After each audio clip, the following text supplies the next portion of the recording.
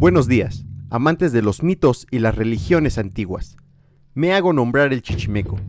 Te recuerdo que esta es la segunda parte de una serie de videos que se enfocarán a explicar la cosmovisión mesoamericana, la relación de los dioses, el tiempo, el hombre y su cuerpo, por lo que si eres nuevo en el canal, te dejaré fijado en la pestaña la primera parte, la cual es esencial para comprender mucho de lo aquí mencionado.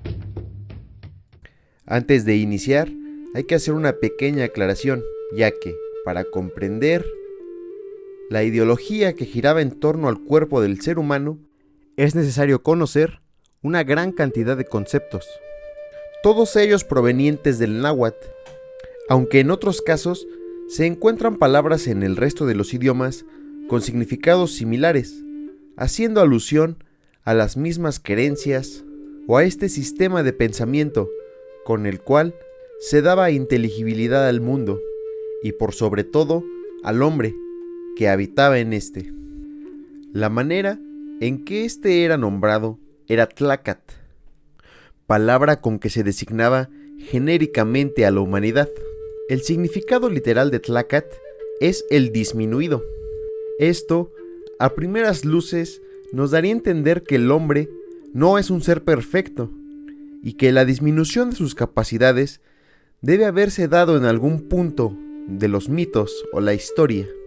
Entre los nahuas no existe un mito que relate este suceso. No obstante, en el Popol Vuh se narra que los dioses crearon al primer hombre de lodo, por lo que apenas fue creado se desbarató. El segundo, hecho de madera, carecía totalmente de sentimientos y emociones, así como de raciocinio, y era incapaz de adorar a los dioses, por lo que estos mismos le destruyeron. La última creación, hecha de maíz, era tan perfecta que podía rivalizar con los mismos dioses. Por esto, ellos limitaron su vista, dando a entender que limitaron su comprensión del mundo, debilitándolo, disminuyéndolo, pues solo de esta manera habría de reconocer a sus creadores. Al maíz, por otro nombre los nahuas llamaron Tonacayot, el fruto de nuestra subsistencia, misma palabra con la que designaron al cuerpo, el conjunto de nuestra carne.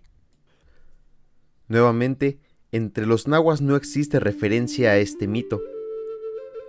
No obstante, podemos comprobar en la leyenda de los soles que el maíz, el fruto de nuestra subsistencia, fue creado y mejorado con el paso de cada uno de los soles y la destrucción de los mismos, hasta llegar al producto que tenemos actualmente.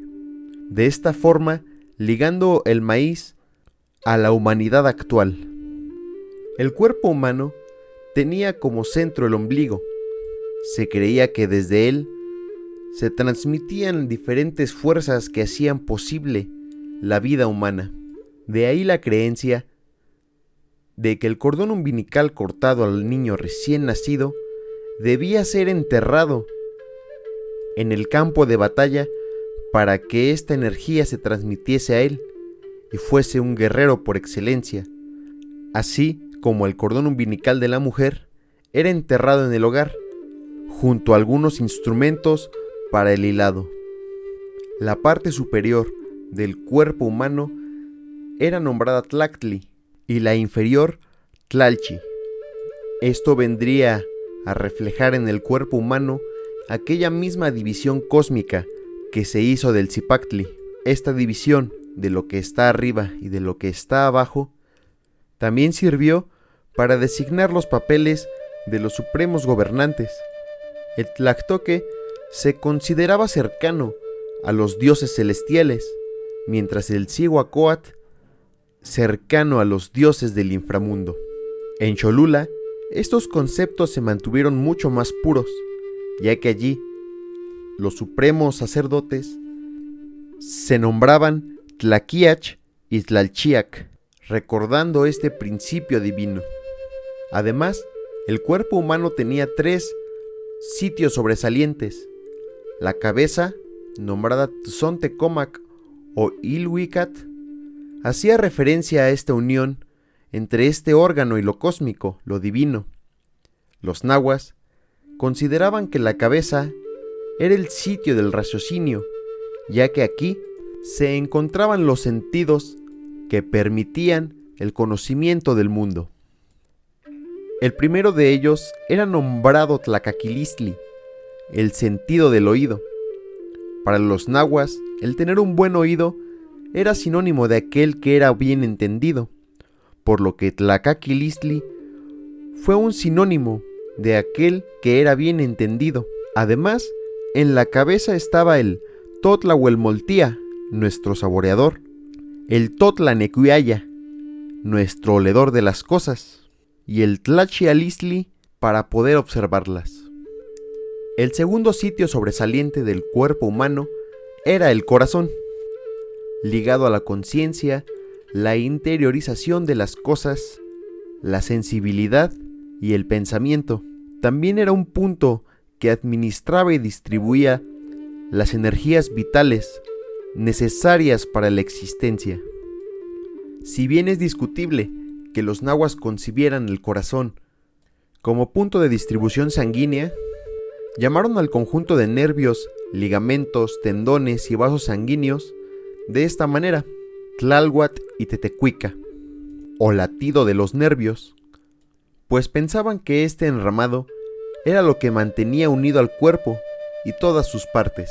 Además, por ello circulaba la sangre, irrigaba los músculos y transportaba así toda la energía necesaria. La sangre llevaba consigo el vigor y la vitalidad. Es por eso que en los sacrificios esta era tan valiosa, pues al bañar a los dioses con la sangre, consideraban que transmitían la vitalidad del cautivo a la deidad del pueblo. Los nahuas practicaban las punciones de las venas para liberar la sangre estancada, que se creía que estaba mala y que traería riesgos a la salud. Entre los tarascos existía la creencia de que el guerrero, herido en combate, tenía que mantener su sangre lejos del piso, ya que de probarla, los dioses del inframundo, el Tlaltecuhtli, pronosticarían su derrota y su muerte. El hígado es una región que no tuvo la suficiente atención de los cronistas que recapitularon toda esta información. No obstante, este sitio era el encargado de emanar el vigor, pues creían que de las alteraciones del hígado surgían los cambios de humor, así como la tranquilidad, la alegría y el ánimo para esforzarse en hacer cualquier clase de actividad. Estas tres partes del cuerpo se dividían conforme a la división llevada a cabo del Zipactli o del cosmos, ligando así la cabeza o Ilhuicat al cielo, a lo celestial, el corazón, Yolot o Teyolía, a la conciencia y acción del hombre, y el hígado a los seres del inframundo. Además de esto, el cuerpo se dividía en izquierda y derecha. El lado derecho estaba ligado a la bondad, la limpieza, la pureza, la sanidad, la protección, la hermosura, la justicia, la paz. En fin, todas las actividades que requieren del esfuerzo y el perfeccionamiento. Por su parte, la izquierda no tuvo una connotación negativa como en otros lugares del mundo. Se creía que en el lado izquierdo del cuerpo se alojaba la energía del corazón. Los gobernantes decían estar a la izquierda de los dioses. Las acciones de la mano izquierda estaban ligadas a lo ritual, el uso de fuerzas sobrenaturales y el control de lo oculto. Tal es el caso que se creía que las mujeres embarazadas tenían en sí una fuerza desconocida, de la cual muchos querían hacerse. Por esto era cuidado su entierro o su cremación, ya que algunos guerreros cortaban sus brazos izquierdos, de ellos cortaban los dedos y los portaban junto a sus chimales en el campo de batalla, pues creían que con esto aseguraban la victoria. Quiero recordarle que todo el material bibliográfico se encuentra en la descripción de este video. pues sin duda me quedo corto al explicar la gran cantidad de conceptos y la relación entre todos ellos.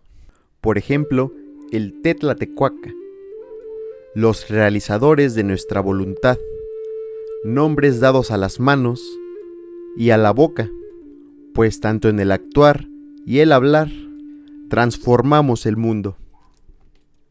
Te invito a que te suscribas a este canal, así no te perderás la siguiente parte de esta larga explicación sobre los conceptos de la cosmovisión mesoamericana, creencias y la interacción de los dioses con el hombre. Asimismo, en los comentarios deja tus dudas y sugerencias.